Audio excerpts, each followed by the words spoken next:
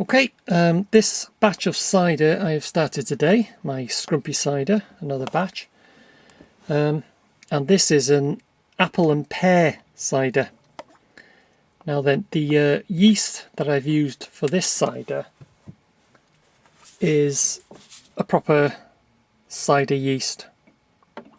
Now you can use ordinary brewer's yeast, but if you're making high strength cider, it's best to use a cider yeast, because if you're using an ordinary brewer's yeast, what can happen is about halfway through the fermentation period, the brewer's yeast could die, and what you'd be left with is a drink with, a certain amount of alcoholic content, but it'll also be sweet as well. There'll be a lot of sugar left in it, because the brewer's yeast has died out before it's converted all the sugar into alcohol.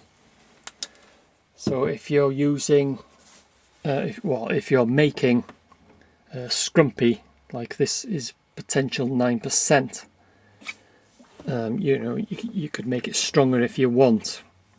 If you're making that sort of cider or scrumpy or hard cider, then I would recommend using a cider yeast.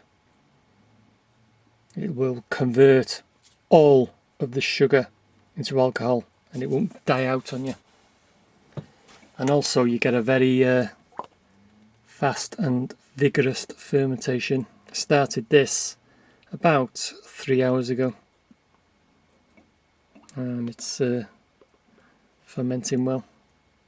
So that's it. If you're making a scrumpy, especially scrumpy, high alcohol scrumpy, then I would recommend using a proper cider yeast.